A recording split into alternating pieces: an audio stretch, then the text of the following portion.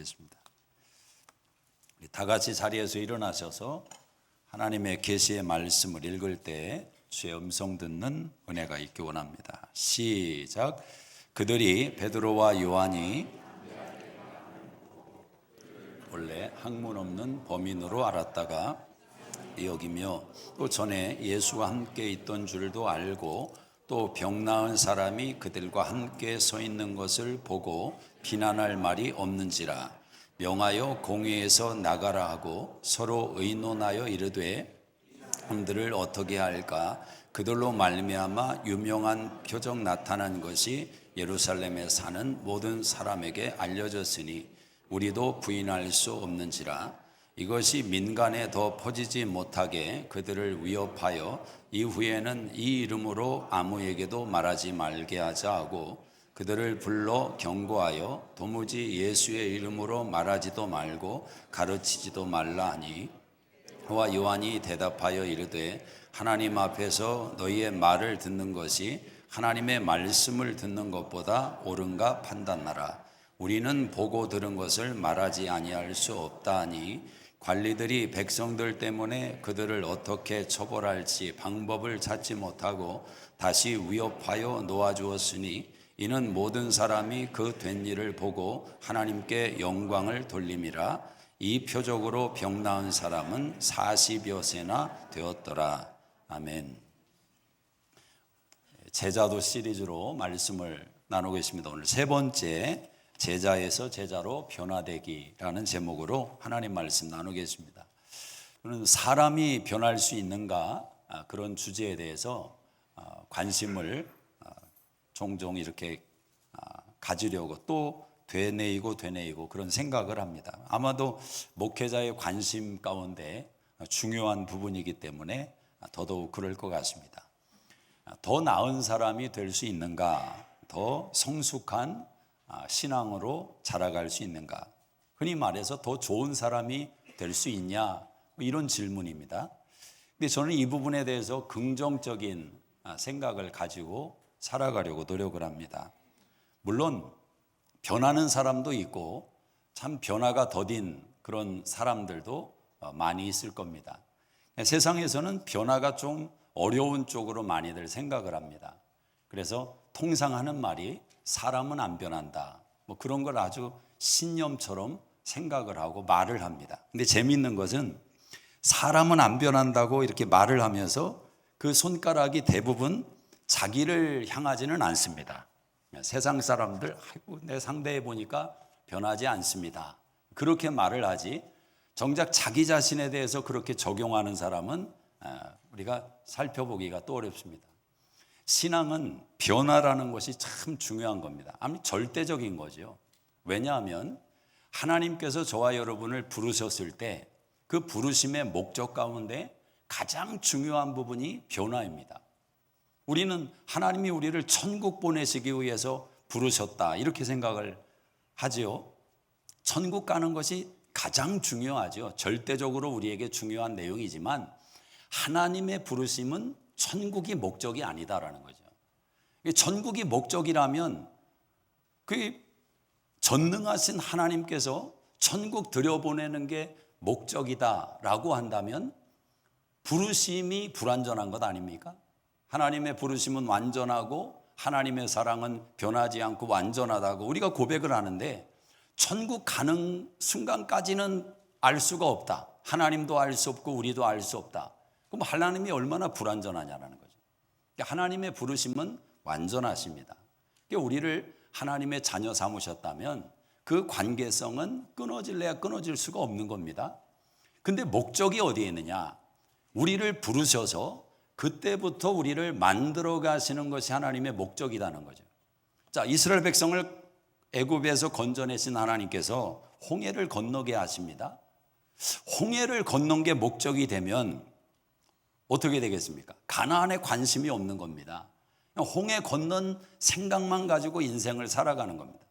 신앙인들이 나누는 대화 속에서 나는 언제 어디서 구원을 받았습니다. 어떤 말씀을 듣고 내가 예수님을 구주와 주님으로 영접했습니다. 감격이 있어요. 나름대로 그런 대화도 은혜가 됩니다. 그런데 매번 그 생각 속에만 갇혀 있다고 생각해 보십시오.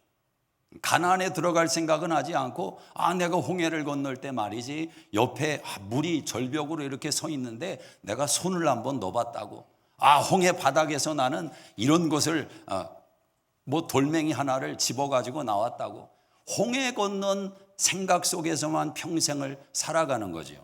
그런 사람은 가나안에 가지 않습니다. 홍해 근처에다가 무슨 뭐 가게 하나 차려놓고 거기서 뭐 낚시해 가면서 고기 팔고 그러면서 인생을, 그게 전부인 것으로. 근데 문제는 뭐냐면 홍해를 건넌 것으로 멈춰버리는 신앙은 거기서 감격으로 사는 게 아니라 자꾸 애굽을 돌아보는 생각으로 인생을 사는 겁니다. 애굽이 좋았다, 애굽으로 돌아가자. 가나안이 없는 사람은 절대로 애굽에서 벗어나지를 못하는 겁니다. 그러니까 우리의 신앙이라는 게 변화를 통해서 하나님이 영광을 받으시고, 또 변화되면 누가 좋은 것입니까? 변화된 자신이 가장 좋은 것입니다. 자, 한 사람이 변하면 그 사람의 인생에 하나님이 향하신 계획과 목적이 이루어지기를 시작할 때 그 인생이 빛나는 거죠. 또 한 사람이 변함으로 인해서 그를 두르고 있는 주변 사람들이 행복해지는 겁니다. 아마 뭐 큰 변화는 아니더라도 작은 변화라도 여러분 인생 가운데 경험을 했다면, 여러분이 그냥 생각 하나 조금 바꿨는데 그렇게 남편이 좋아하고 아내가 좋아하고 애들이 막 집에 들어오는 것을 좋아하고 집을 안 나가려고 하고, 그런 변화의 열매를 조금이라도 맛본 사람은 어떤 생각이 있냐면 내가 더 변해야 되겠다, 그런 마음을 갖지요. 저는 변화에 대한, 지금도 변화를 갈망하고, 모든 관계성도 그런 겁니다. 하나님과의 관계뿐만 아니라 사람과의 관계도 그렇습니다. 지금보다 더 좋아질 수 있다. 믿습니까? 네. 저는 영원한 기쁨이라는 이 단어를 요한복음 2장 말씀에서 제 인생의 신앙의 모토로 붙잡은 겁니다. 세상은 처음에 좋은 거 줬다가 취하면, 거기에 취해버리면 아무거나 줍니다. 그래도 몰라요. 그게 전부인 줄로 알고 그냥 그렇게 살아가는 거죠. 그러나 하나님의 나라는 주님이 만드시는 포도주는 처음에도 좋지만 나중에는 더 좋은 게 나온다는 거예요. 믿습니까? 네. 여기에 은혜를 받아야 되거든요. 그냥 사는 거지 뭐, 그게 아니라니까요. 비단 뭐 하나님과의 관계, 인간과의 관계, 뭐 가장 예를 드는 것이, 저는 평이하게 뭐 부부관계를 많이 예를 들지요. 부부관계도 더 좋아질 수 있다라는 거죠. 근데 이런 이야기를 하면 은혜가 잘 안 됩니다. 집회 나가서 부부 얘기할 때 제가 우스갯소리로 그냥 이제 처음에 어떻게 시작을 하냐면, 제가 지난주에 집사람하고 의견 트러블이 생겨서 싸우는데, 여러분 얼마나 살벌하게 싸웠는지 아십니까? 거의 뭐 법정에 갈 만큼, 뭐 그렇게 하면은요 눈이 막 빛나면서 웃으면서 은혜를 받아요. 은혜를, 흔히 말하는 은혜를 받아요. 근데 그게 여러분 은혜가 아닙니다. 목사님들도 뭐 별반 없구나, 우리랑 똑같이 사는구나, 뭐 똑같지요. 사실 뭐 틀린 게 어디 있겠습니까? 똑같은 사람들인데. 그런데 그런 데서 은혜 받는다고 본인들이 착각하는 거죠. 내가 사는 게 그냥 그런 거네, 당연한 거네. 근데 만약 여러분, 부부는 싸움에서 사는 게 아닙니다. 더 좋아질 수 있습니다. 저는 뭐 신혼 때가 생각나지 않을 만큼 요즘 행복합니다. 이런 얘기하면 은혜를 하나도 안 받아요. 그래, 너 잘났다. 목사니까 저렇게 또 얘기하지. 이렇게 나오거든요.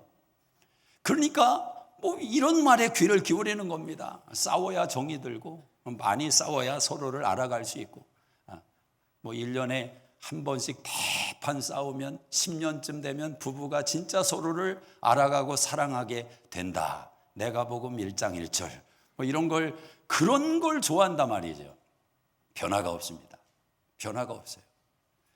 저는 여러분이 주님께서 우리를 부르신 목적이 변화라는 이 단어에 있음을 마음에 새기시기를 주의 이름으로 축복합니다.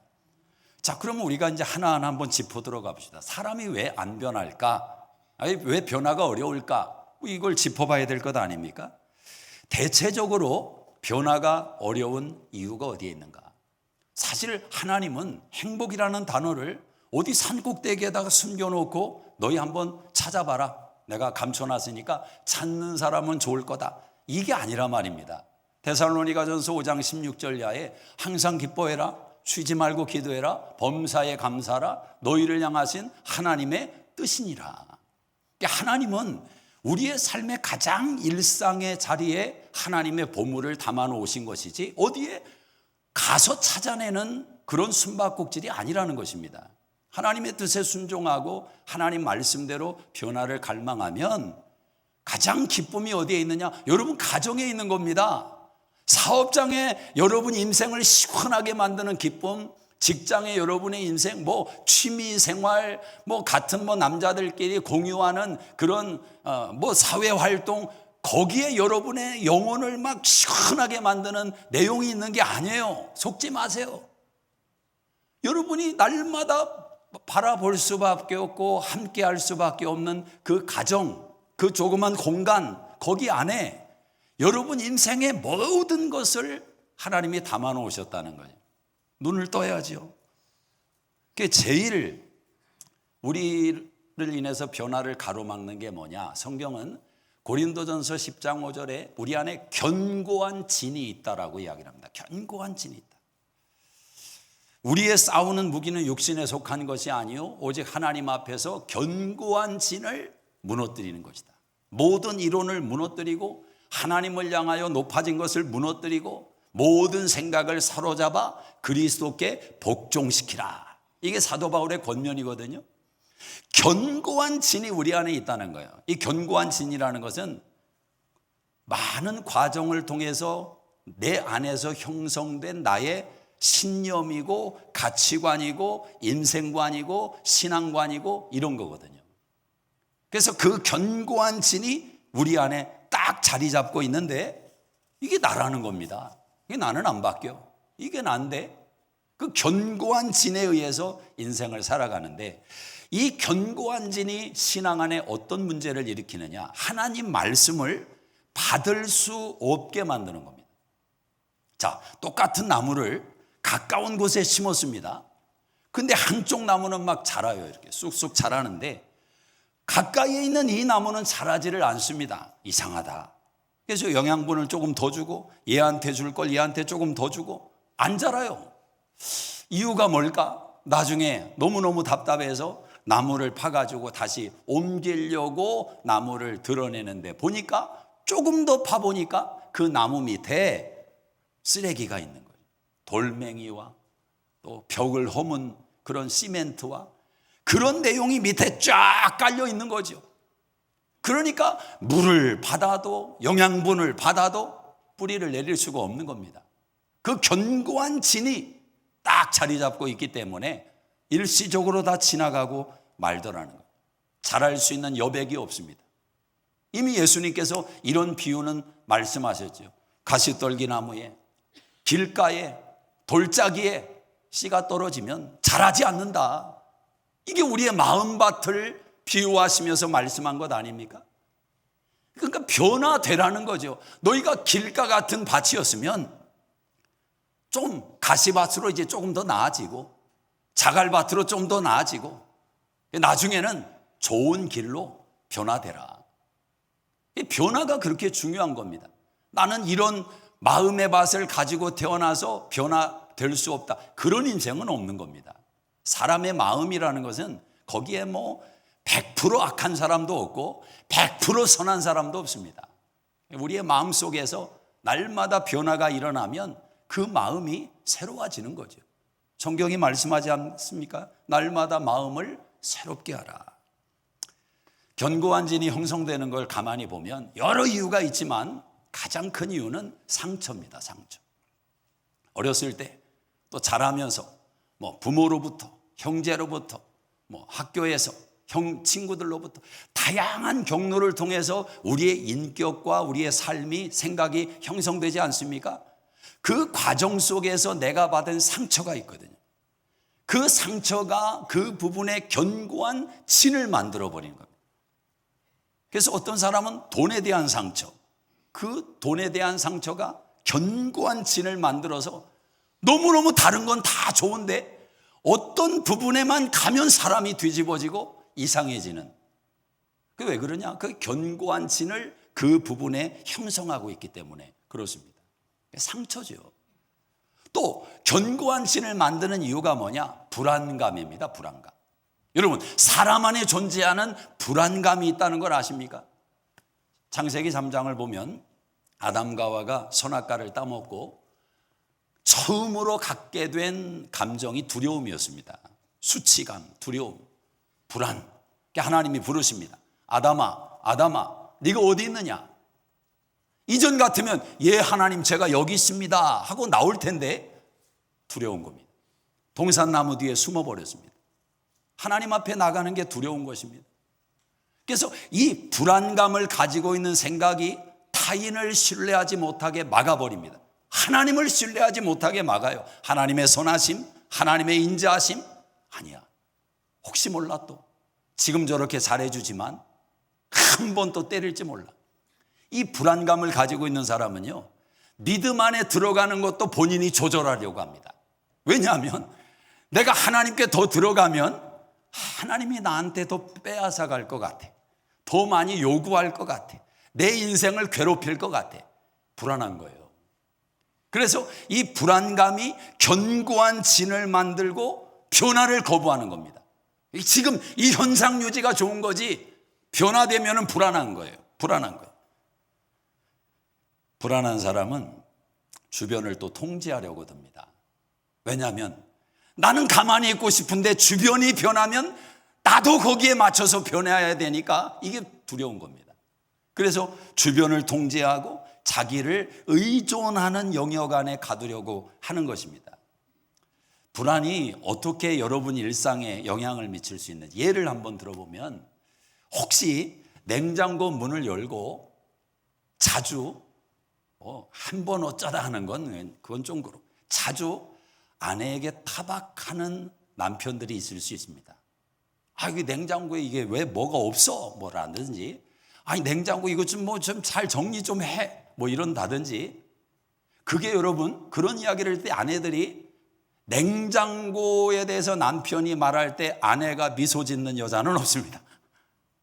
그럼 아내들은 어떻게 하느냐? 화를 내든지 아니면 속으로 판단을 하죠. 남자가 돼가지고 쪼잔하게 냉장고나 열고 저런다. 근데 그 남자가 쪼잔해서 그러는 게 아닙니다, 여러분. 불안해서 그러는 겁니다. 뜻밖이죠. 불안해서 그런 표현과 그런 반응이 나오는 겁니다. 잔소리를 하는 것도 마찬가지입니다. 아, 우리 아내 잔소리 내 듣기 싫다고.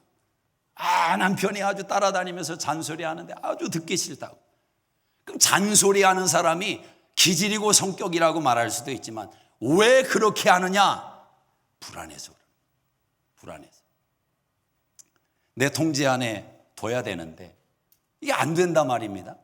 이 불안감이 인간 안의 모든 영역으로, 우리 자녀들을 클 때도 어린 아이들을 연구하는 학자들이 아이들의 그 여러 성향과 또 어떤 반응과 요즘 뭐 여러 문제들이 참 많지 않습니까?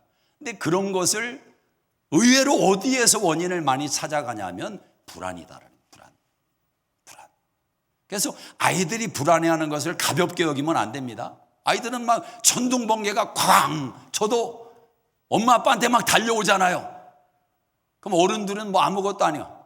야, 뭐 그런 거 가지고 임마 남자가 가서 빨리 자.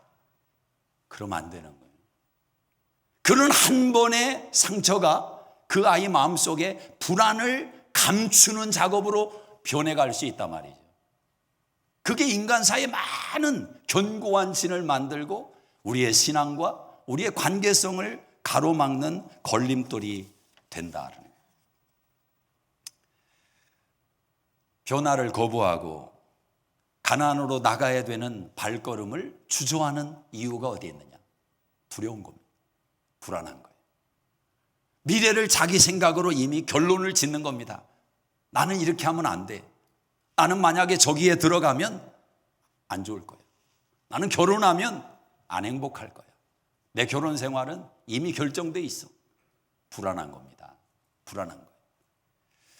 그럼에도 불구하고 변화의 행진을 멈출 수 없다라는 것이 우리의 운명인 거죠. 저는 변화는 일어난다고 믿습니다. 변화는 일어나야 됩니다. 따라하십니다. 변화는 일어난다. 나는 변할 수 있다. 옆 사람 보면서 당신도 변할 수 있습니다. 세 번째가 제일 커지네. 두 번째가 제일 커야 되는데. 나는 변할 수 있다. 나는 변해야 된다. 자, 그렇다면 변화를 위한 전제 조건이 있을 것 아닙니까? 사람이 가만히 있는데도 조립하는 장난감 사다가 툭 그냥 거실에 던졌더니 스스로 조립해서 장난감이 됐다. 불가능한 얘기입니다. 조건이 있어야 될 것 아닙니까? 가장 중요한 것은 나의 동의가 있어야 됩니다. 나의 동의가 있어야 돼요. 내가 변화되고자 하는 나의 동의가 없다면 어느 누구도 나를 변화시킬 수가 없습니다. 여러분, 벽을 넘는 건 문제가 아닙니다. 아무리 견고한 벽도 계속 정을 쪼아대고 드릴로 쪼아대면 무너집니다. 아니, 동서양 베를린 장벽이 무너지는 걸 우리 눈으로 목격하지 않았습니까? 세상이 저게 무너질까? 그랬던 동서양을 가로막고 있던 그 벽도 무너지더라고요. 벽은 무너집니다. 그러나 우리 안에 있는 견고한 진은 내가 동의하지 않으면 무너지지 않습니다. 하나님이 우리에게 선악과를 주신 것은 자유를 주신 겁니다. 그 자유 속에는 선택이 있습니다. 그리고 책임이 있습니다. 내가 동의하지 않으면 내 마음의 견고한 진은 절대로 허물어지지를 않습니다. 그래서 변화가 참 어려운 이야기를 왜 하는 것이냐, 여기에 딱 걸려버리는 거예요. 내가 동의하지를 않는 겁니다. 그리고 주변에서 변하지 않는 나로 인해서 일어나는 현상을 내가 책임지려고 하지 않고 원인을 다른 사람에게, 환경에 제공하기를 생각합니다. 이게 이스라엘 백성들이 보여준 원망과 불평의 전형적인 모습인 겁니다. 그렇지 않습니까?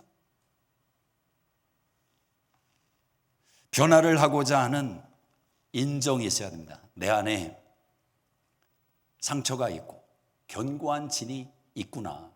나도 모르는 사이에 내가 살아오면서 나는 그냥 열심히 살려고 노력했고, 나는 싫은 소리 안 들으려고 노력했고, 나는 다른 사람에게 손 안 벌려고 노력했고, 이유는 다 좋은 겁니다. 그런 과정 속에서 내 안에 형성되어 있는 내 견고한 진이 있구나. 이걸 다 인정을 해야 되는 거예요. 자, 이 인정에서 예외되는 사람은 예수님 빼놓고 아무도 예외가 없습니다. 저도 마찬가지고. 우리 안에 다 있다는 거예요. 인정을 해야 된다. 그리고 내가 불안감이 있구나. 나도 모르는 사이에 불안감이 있구나. 인정을 해야 됩니다. 그때부터 변화의 자리로 발걸음이 옮겨지게 되는 것입니다. 여러분, 예수님의 제자들을 보면 예수님이 3년 반을 데리고 가르치고 보여주시고 동고동락하면서 제자 훈련을 했죠. 근데 우리가 복음서를 아무리 읽어봐도 제자들의 모습에서 여러분, 야, 정말 제자들 귀하다. 그렇지, 역시 베드로. 그렇지, 저렇게 예수님 따라가야지. 그런 느낌이 드십니까? 아니면 인간적으로 진짜 못됐네. 아니, 저런 기적과 능력을 경험하고 저 정도밖에 못하나? 뭐 이런 판단이 좀 더 드셨습니까? 저는 후자 쪽이었습니다. 이해가 안 되는 부분이 사실 많지요. 3년이 넘게 예수님과 함께 했는데 변하지 않더라는 거죠. 그들을 데리고 예수님은 3년 넘게 훈련을 하신 겁니다. 훈련을. 자, 변화에 있어서 이 훈련의 강조성은 이건 아무리 강조해도 지나치지는 않습니다. 예수님이 3년 반 동안 훈련한 겁니다. 훈련이 뭡니까? 자기의 고정관념을 벗어던지는 작업이죠. 내 안에 견고한 진이 있는데 훈련을 통해서 직면하게 만드는 겁니다. 아, 내가 이런 문제가 있구나. 이게 지금 내 인생의 발목을 잡고 있구나. 이게 지금 내 신앙과 내 관계성을 두르고 있는 삶의 문제 원인이구나. 인지하도록 만드는 게 훈련 속에서 주어지는 과정인 겁니다. 군대 다녀온 분들은 훈련의 내용을 압니다. 신병훈련 5주 6주를 받는 이유가 어디에 있느냐? 이유 따는 거 아닙니다. 세상에서의 모습으로 군인을 만드는 과정 속에서 그 생각의 전환점을 불러오는 게 신병교육대입니다. 신병교육 받았다고 군인 되는 거 아닙니다. 6주 훈련 받고 딱 자대 배치 받았는데 아무것도 할 줄 몰랐어요. 조금 배운 것뿐이지. 군 생활은 그때부터 배우는 거거든요. 근데 이 신병교육대에서 어떻게 훈련을 하느냐? 저는 아직도 잊혀질 수 없는 게 머리를 감으라고 목욕을 하라고 하더니 비누칠을 다 해놓고서는 있는데 10초 안에 나가라는 겁니다. 그러니까 그냥 병사들이 서로 머리 대밀지 않겠어요? 조금이라도 물을 더 적셔야 되니까. 그리고 막 조교들이 밀어내니까 나와야 돼요. 다 몇 초? 밥 먹는 것도 몇 초? 뭐 1분? 1분 주는 게 1분은 너무 많은 시간이에요. 사람 인간 대접을 안 하는 겁니다, 여러분. 그런데 그게 왜 필요하냐? 사회에서 20년 동안 살았던 자기 삶의 가치관과 신념과 견고한 진을 한순간에 방향을 바꾸는 건 그런 방법밖에 없는 거예요. 그러니까 그렇게 해서 이제 생각의 방향을 바꿔놓고 진짜 훈련을 자대 들어가면 시작하게 되는 겁니다. 훈련이 중요하다. 하물며 신앙이겠습니까? 하물며 신앙이겠습니까? 여러분, 신앙의 기본기가 중요하죠.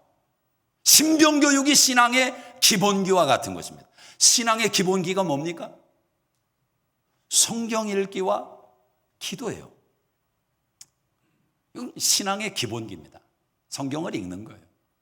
열심히 읽는 거예요. 기본기가 잘 된 사람들이 시간이 지나면서 잘하는 속도가 달라지죠. 근데 기본이 안 되면 잘하기가 참 어렵습니다. 여러분, 성경을 읽는 문제를 한번 생각해 봅시다. 성경 읽기가 신앙의 기본이라니까요. 그런데 이 자리에 계신 분들 가운데도 나는 교회 다닌 지 10년 됐습니다. 20년 됐습니다. 30년 됐습니다. 다 다양하실 거예요. 제가 이렇게 한번 질문해 볼게요. 성경을 한 번 구약에서 신약 나는 다 읽었습니다. 한 번이라는 이 고백 앞에 나 아직 못했는데 10년 교회 다녔어요. 10년 20년 다녔는데 그럼 우리는 그걸 가볍게 생각할 수 있거든요. 절대 가벼운 이야기가 아닙니다.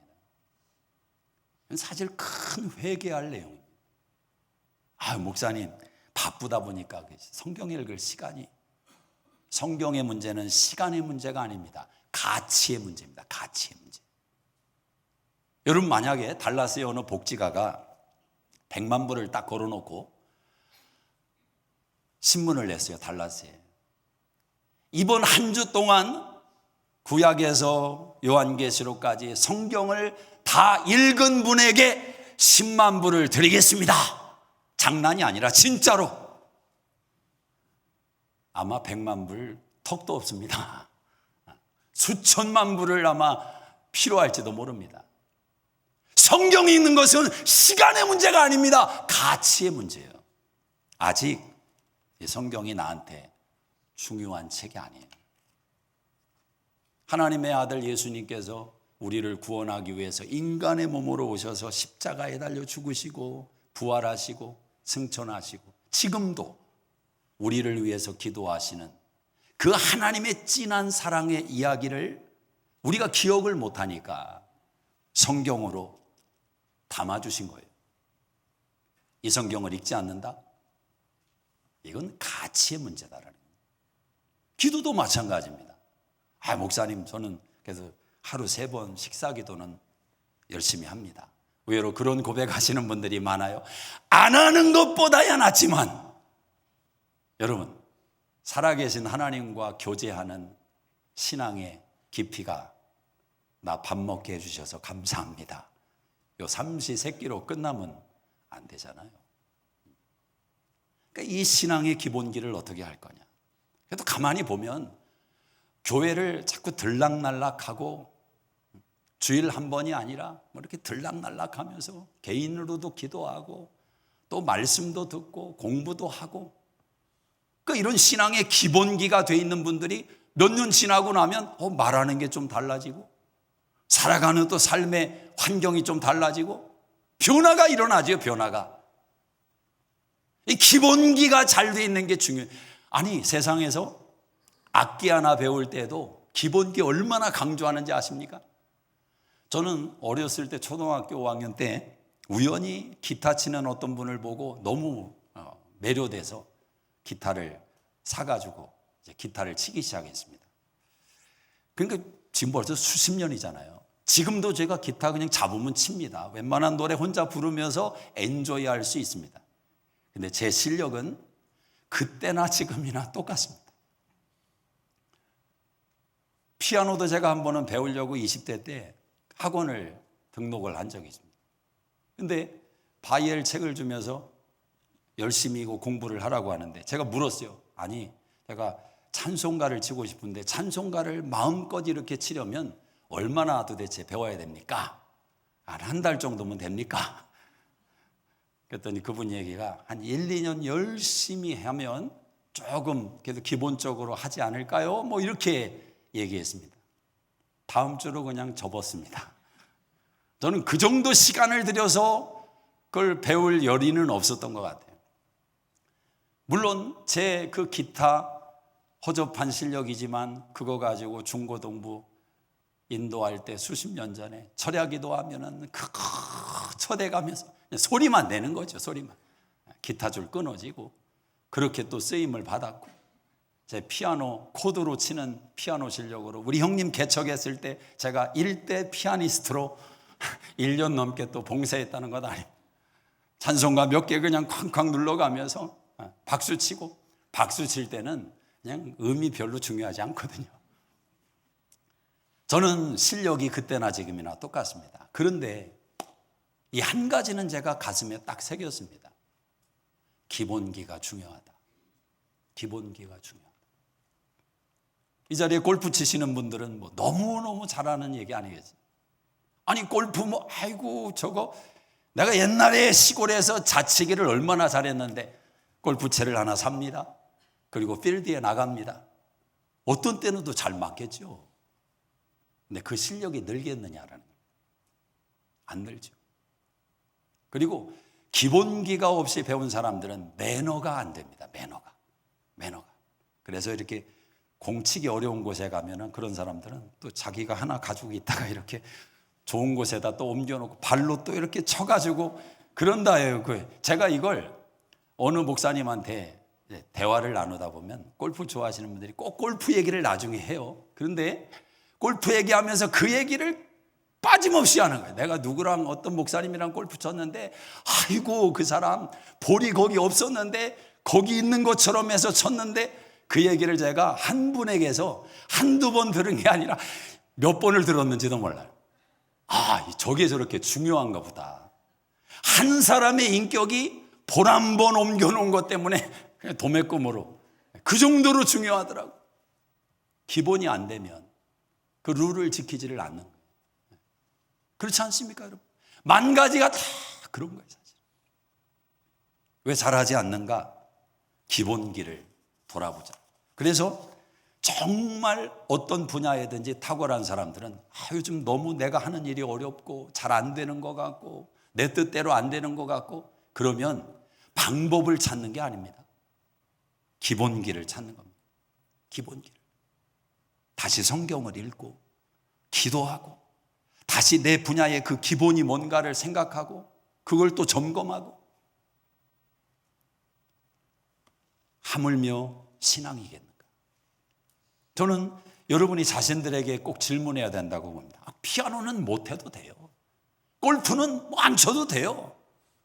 기호의 문제입니다. 나중에 해도 돼요. 선택의 문제입니다. 그러나 신앙은 그렇지 않다. 신앙은 그렇지가 않아요. 우리가 하나님 앞에 섰을 때 반드시 이 문제로 점검을 받을 것인데, 이거 좀 두려운 얘기 아니겠습니까? 저는 교회 안에 불신자가 있을 수 있다고 생각합니다. 애석하지만. 교회 밖의 불신자들보다 교회 안의 불신자가 더 위험할 수 있습니다. 왜? 스스로 속을 수 있습니다. 교회라는 공간 속에 들어와 있으니까. 그러나 주님 앞에 섰을 때 내가 너를 모른다, 이건 그냥 웃으면서 지나갈 수 있는 이야기가 아닙니다. 그러면 목사님, 주님 앞에 서는 그날까지는 모르는 겁니까? 알 수 없는 겁니까? 저는 꼭 그렇게 또 생각하지는 않습니다. 여러분 자신 안에 이 질문을 던지면 자명해집니다. 어떤 질문이냐? 나는 하나님을 더 알고 싶은 마음이 있는가? 나는 조금 더 예수 그리스도 안에서 변화되어야 된다고 생각하는가? 내가 부족한데, 이래서 안 되는데, 그러면서 또 제자리로 요요 현상이 일어나지만 그래도 한 번씩 내가 주님 앞에 더 가까이 가야 되는데, 주님도 알아가야 되는데, 내 모습에 실망하고 내가 왜 이런 말을 하지? 그러면 안 되는데, 내가 그래도 이런 직분자인데 이렇게 살면 안 되는데, 이런 자기 안에 목소리가 있다면 저는 그분은 하나님의 자녀라고 믿습니다. 어린아이 신앙일지언정. 그러나 그런 이야기를 들을 때 내가 왜? 무슨 문제야? 이 정도면 교회 가면 훌륭한 거지. 자기 안에 어떤 미동의 움직임도 소리도 듣지 못한다면 스스로 속고 있는 것이 아닌가. 내가 삶의 태도에서 변해야 되는데, 신앙이 변해야 되는데, 이제 예수 믿은 지가 벌써 이 정도 됐으면 내가 이런 것은 끊어야 되는데, 이런저런 유의 자기 안에 변화를 갈망하는 생각이 일어나면 이제 거기서 어떻게가 그 사람에게 주어지는 겁니다. 어떻게. 훈련이 그래서 참 중요한 거예요. 이등병의 훈련이 있고, 소위의 훈련이 있고, 소령의 훈련이 있고, 소장의 훈련이 있죠. 그 훈련을 받을 때마다 어떤 일이 벌어지느냐? 시야가 열리는 겁니다. 시야가. 이등병은 1년이 지나도 이등병의 시야만 가지고 보는 겁니다. 어쩔 수가 없죠.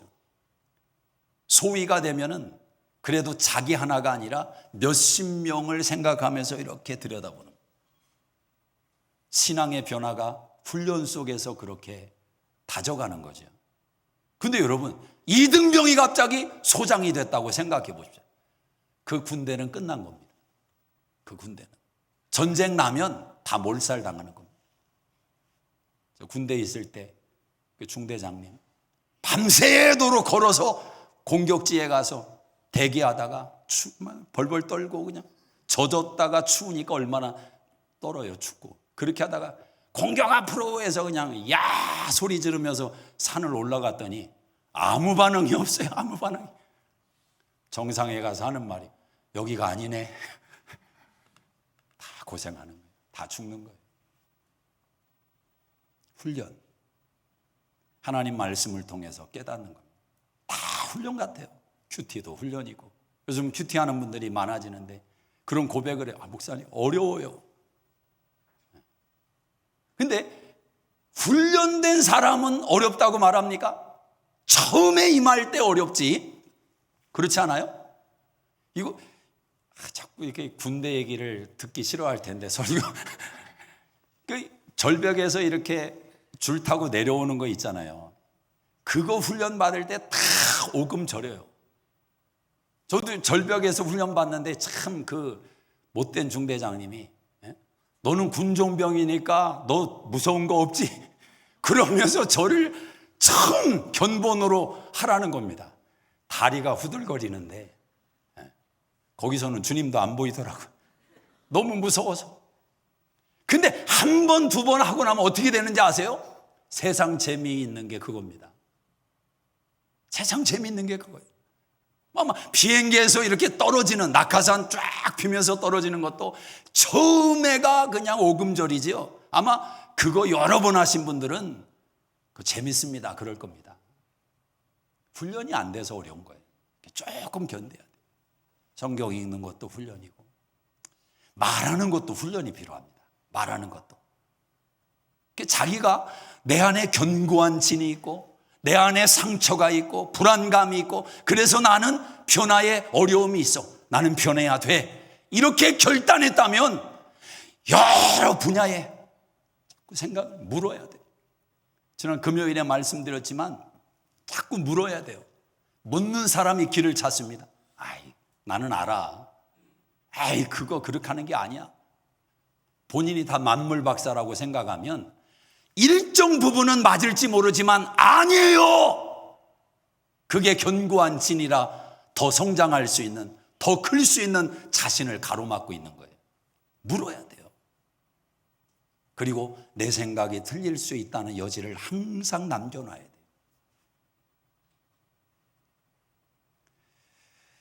마지막으로 이 제자들의 모습을 다시 한번 생각해 봅시다. 3년 반을 따라다녔는데 너무 실망스럽지요. 예수님 옆에서 누가 더 높은 자리에 오를 건가? 결론적으로는 다 도망갔지요. 수제자 베드로도 예수님 모른다고 3번 부인했으니까 할 말 다 한 거 아닙니까? 야, 훈련 그렇게 받아봐야 소용없네. 저 뭐 교회에서 제자 훈련한다고 해야 말하는 거 보니까 아이고 저 소용없네. 부정적인 생각들을 가질 수 있습니다. 아니 제자들도 그랬으니까. 소경 바디메오가 눈을 떴습니다. 현장에서 받지 않습니까? 그러나 자기들의 눈은 감아버리는 겁니다. 나사로가 죽은 가운데서 살아나왔지만, 그 기적을 현장에서 목격했지만 자기들의 영혼은 살아나기를 갈망하지 않습니다. 얼마나 많은 기적을 봤으며 얼마나 많은 말씀을 들었습니까? 그런데도 제자들은 변하지 않았습니다. 그랬던 제자인데 오늘 여러분 성경을 읽었지만 예수 이름 말하지 마. 너 죽는다. 협박하고 위협하고 경고합니다. 근데 베드로가 뭐라고 말하냐면 너희가 예수 죽였잖아. 그러나 하나님이 그 예수님을 살리셨다. 나는 그 예수님에 대해서 말하지 않을 수 없어. 너희가 협박하든 내 목숨을 너희가 끊든 나는 그 예수님 전할 수밖에 없다. 내가 보고 들은 건데 어떻게 안전하냐. 이게 오늘 본문의 말씀입니다. 근데 여러분 베드로가 원래 이런 사람이 아니에요.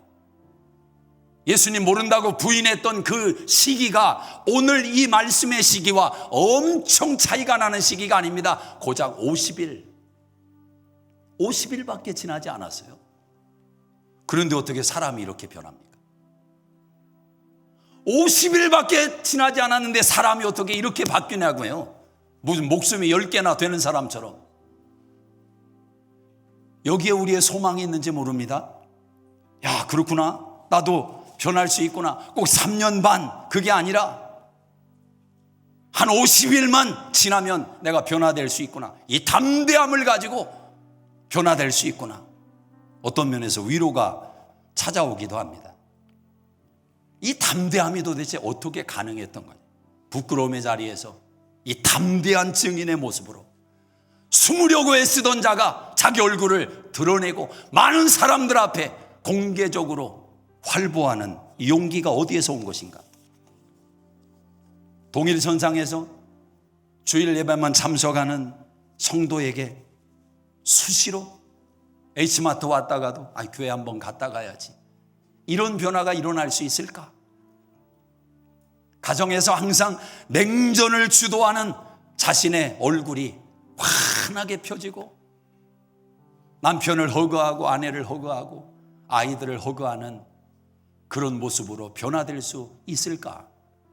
예수 이름 부끄러워서 교회 다닌다는 말도 생전 한마디 하지 않고 옆에 불신자가 있어도 그 사람을 불쌍히 여기는 마음 1도 없이 10년을 지냈던 사람이 갑자기 눈물을 쏟으며 너도 예수 믿어야 돼, 전도하는 인생으로 변할 수 있는 것인가?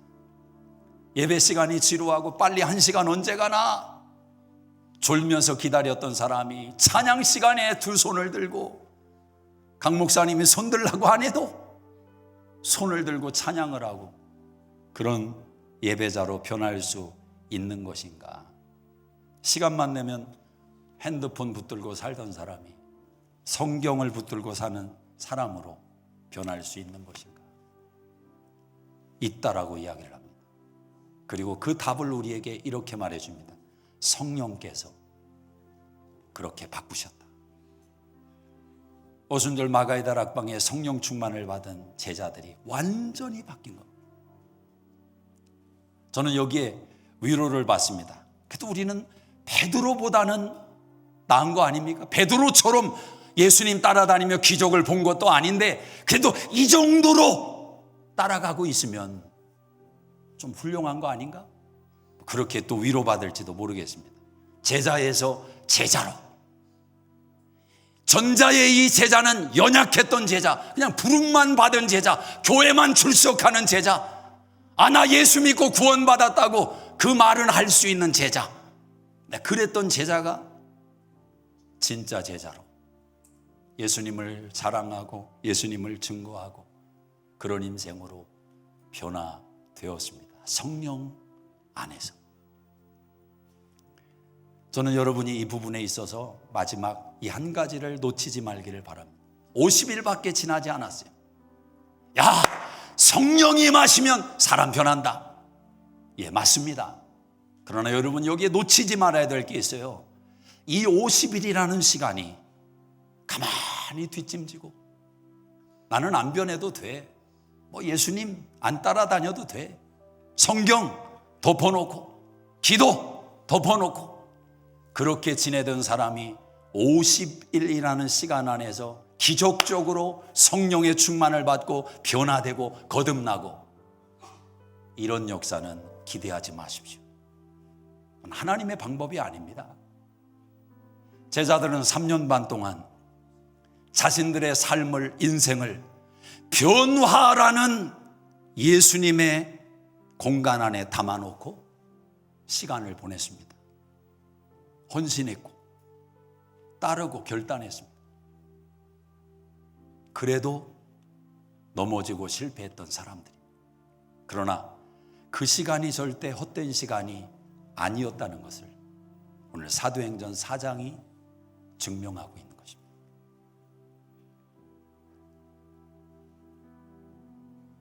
여러분의 마음을 바꾸셔야 됩니다.